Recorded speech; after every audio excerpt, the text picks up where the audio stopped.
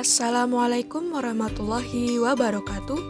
Pada video kali ini, saya akan memaparkan atau menjelaskan mengenai teori yang dikemukakan oleh seseorang yang dianggap sebagai tokoh psikologi berpikir, yaitu Jean Piaget yang dikenal sebagai teori Piaget dan Lee Vygotsky. Selain memaparkan tentang kedua teori tersebut, video ini juga memberikan contoh penerapannya dalam pembelajaran IPA di SD. Teori-teori ini akan bermanfaat bagi Anda sebagai guru karena dapat membantu Anda dalam mempertimbangkan metode, media, maupun pendekatan yang akan Anda gunakan dalam proses belajar mengajar.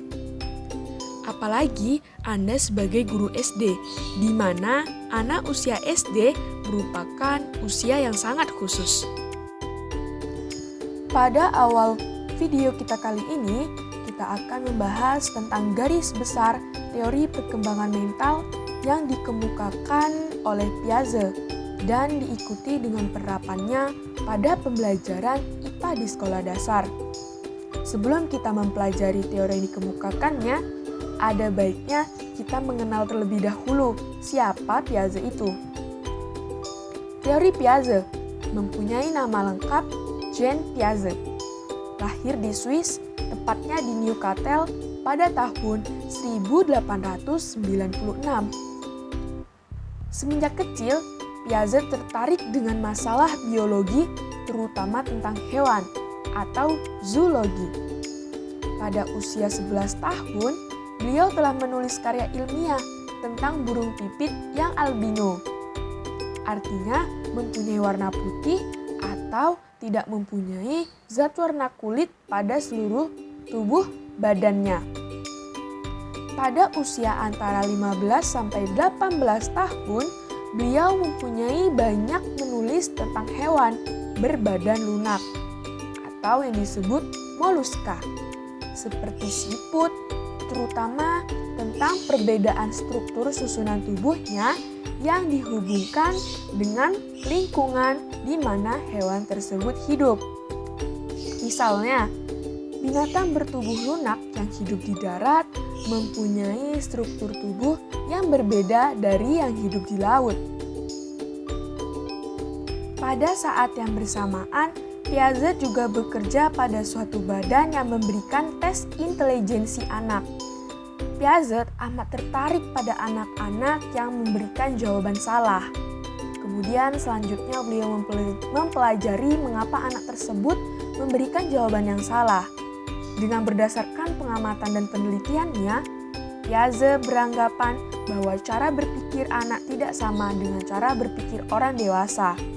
Nah, beliau akhirnya menyadari bahwa yang membedakan cara berpikir anak-anak dari orang dewasa bukanlah semata-mata dari banyaknya pengetahuan yang dimiliki, tetapi dari kompleksitas pengetahuannya itu sendiri.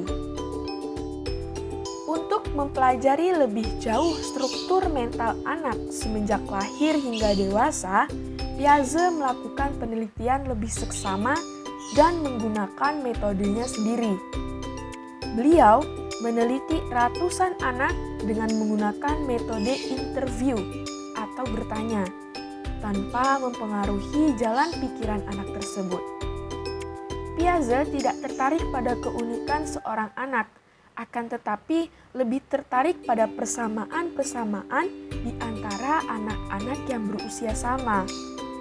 Nah, dari penelitian-penelitiannya, Piaget mengemukakan suatu teori bahwa cara berpikir seseorang berkembang secara bertahap atau ada beberapa periode.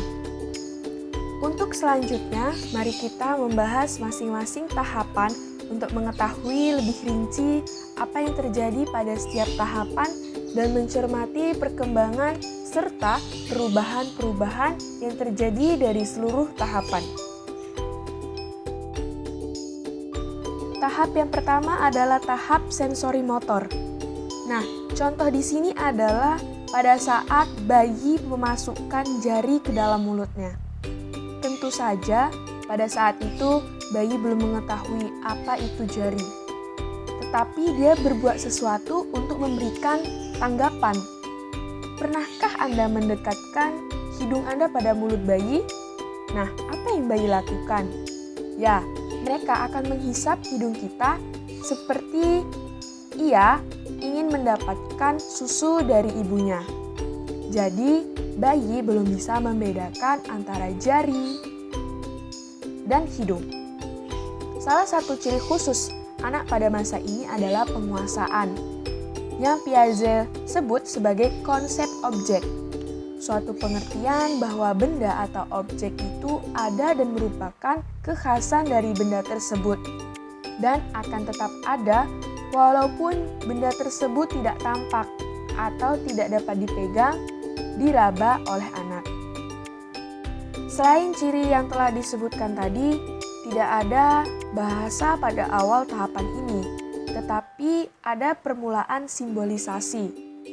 Piaget beranggapan bahwa representasi internal dari benda atau kejadian dihasilkan melalui imitasi.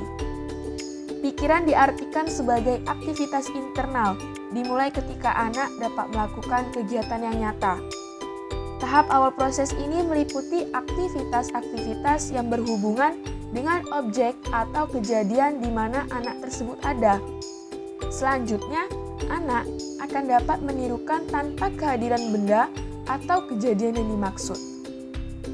Peniruan atau imitasi internal ini merupakan penampilan yang berupa simbol dari aspek lingkungannya.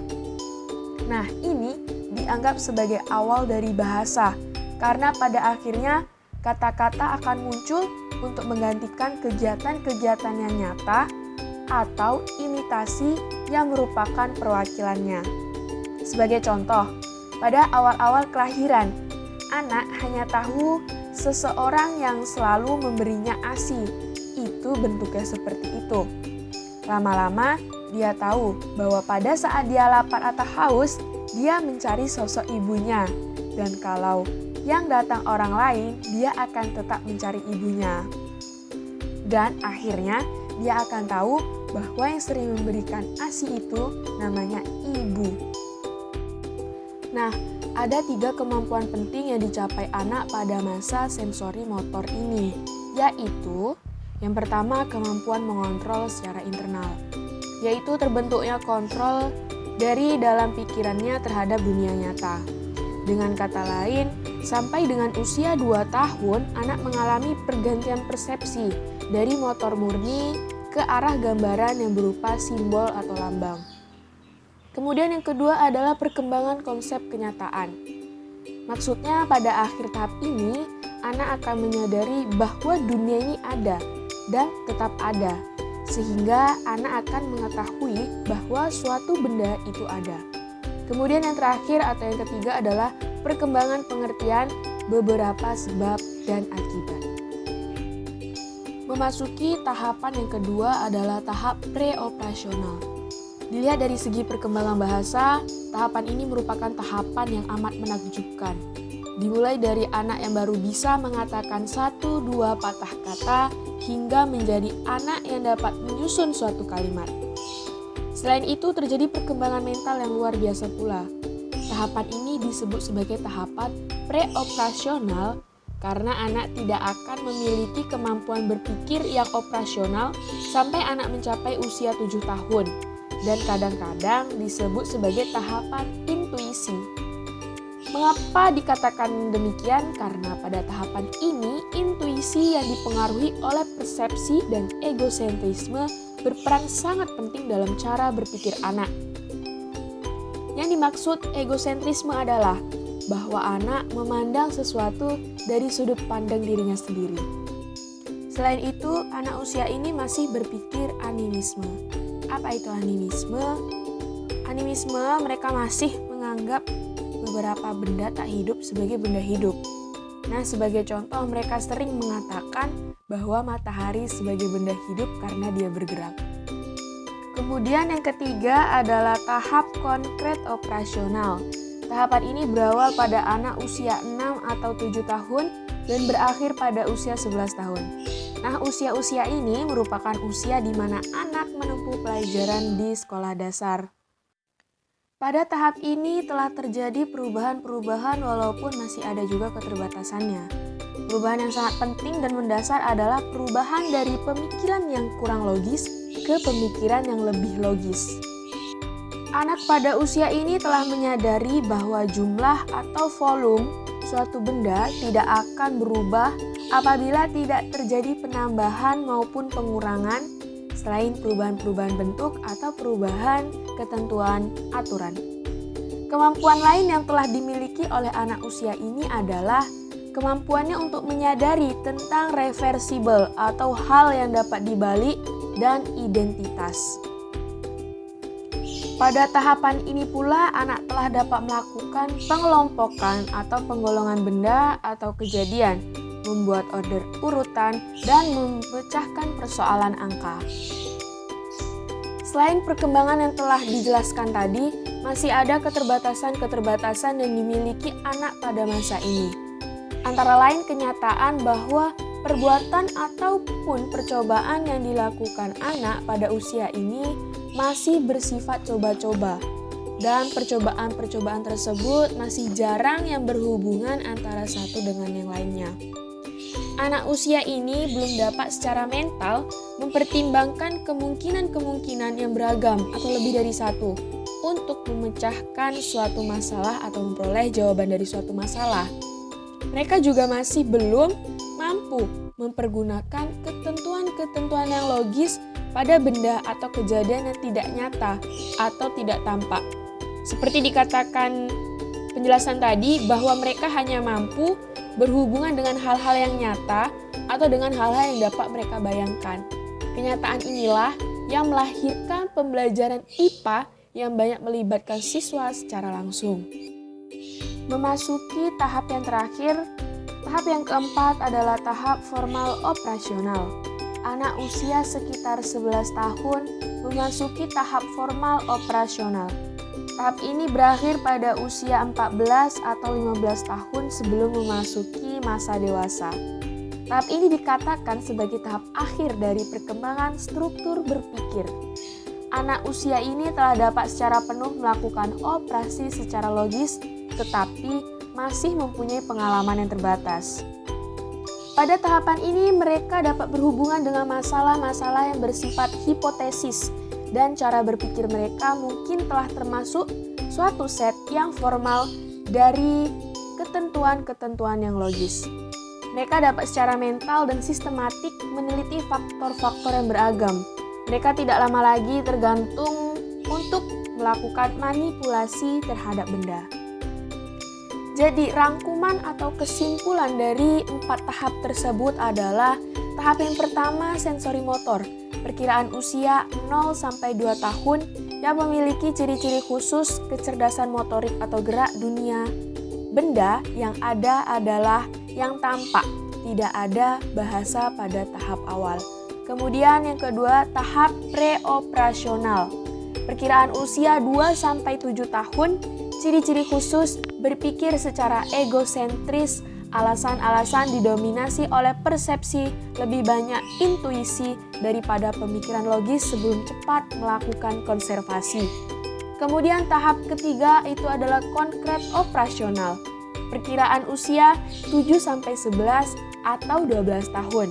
Ciri-ciri khususnya dapat melakukan konservasi logika tentang kelas dan hubungan pengetahuan tentang angka berpikir terkait dengan yang nyata.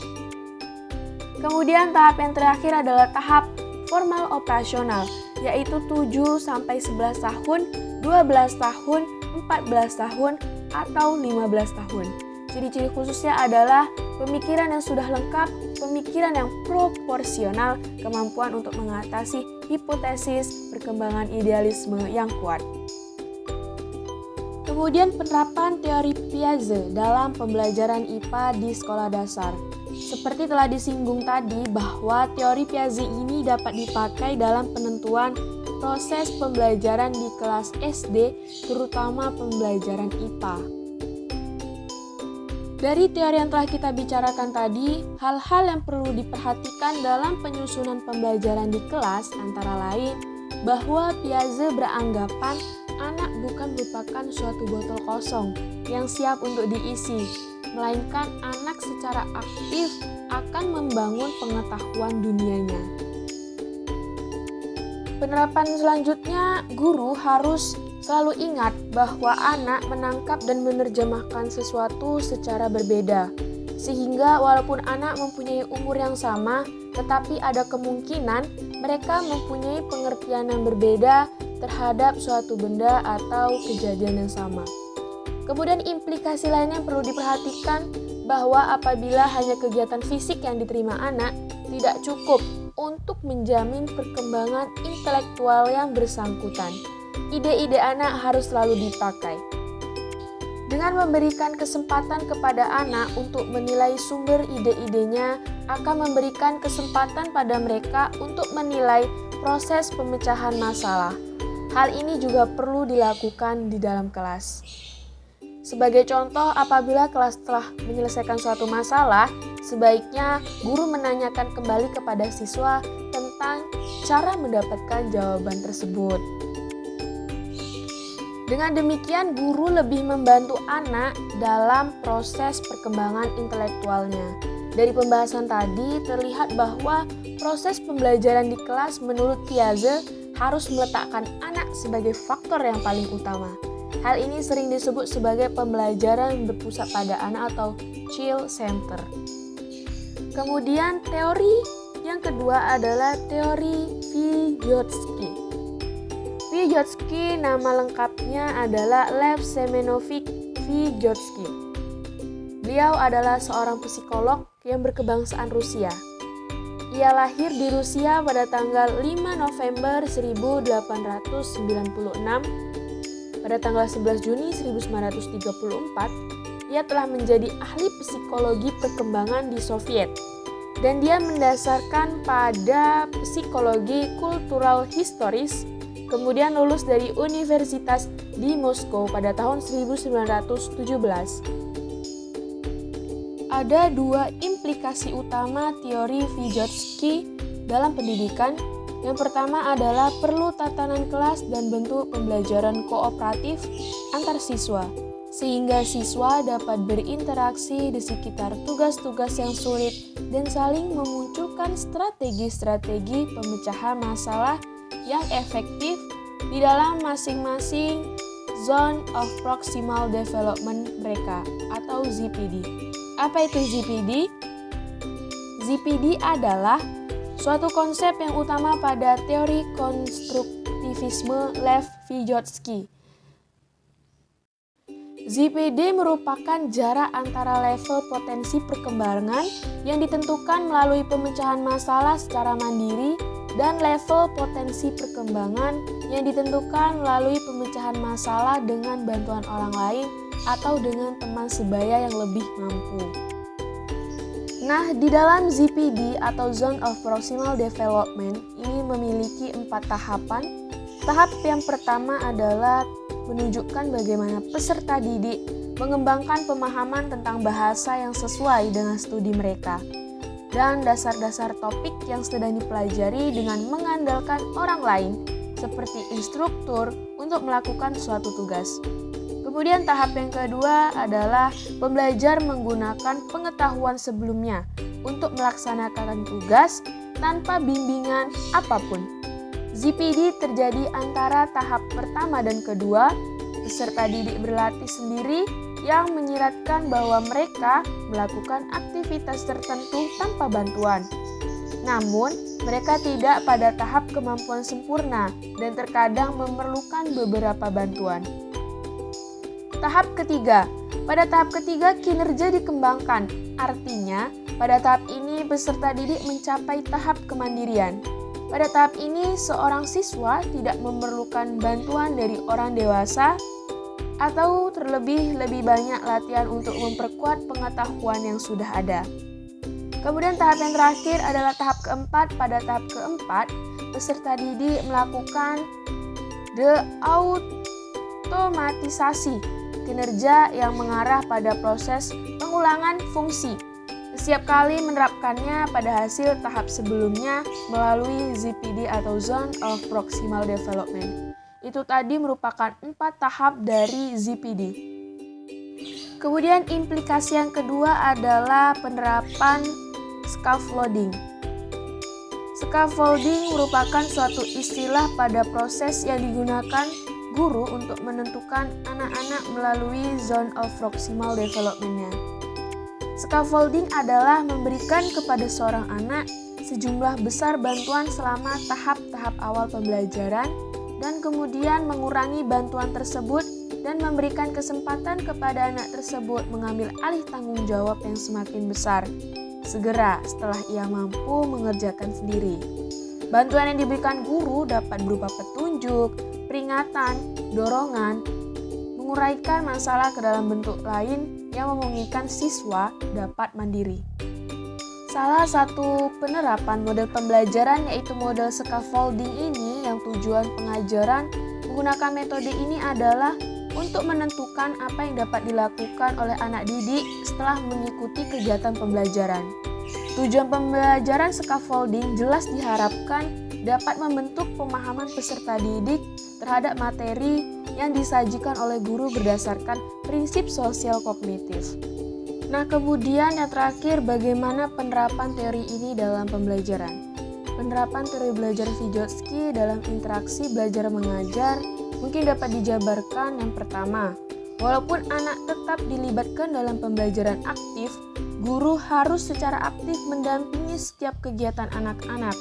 Dalam istilah teoritis, ini berarti anak-anak bekerja dalam zone of proximal development dan guru menyediakan scaffolding bagi anak selama melalui ZPD. Kemudian yang kedua, secara khusus Vygotsky mengemukakan bahwa di samping guru, teman sebaya juga berpengaruh penting pada perkembangan kognitif anak. Kerja kelompok secara kooperatif tampaknya mempercepat perkembangan anak. Kemudian yang ketiga adalah yang terakhir, gagasan tentang kelompok kinerja kreatif. Ini diperluas menjadi pengajaran pribadi oleh teman sebaya atau peer tutoring, yaitu seorang anak mengajari anak lainnya yang agak tertinggal dalam pelajaran. Satu anak bisa lebih efektif membimbing anak lainnya melewati ZPD karena mereka sendiri baru saja melewati tahap itu sehingga bisa dengan mudah melihat kesulitan-kesulitan yang dihadapi anak lain dan menyediakan scaffolding yang sesuai. Baiklah, sekian dari saya. Wassalamualaikum warahmatullahi wabarakatuh.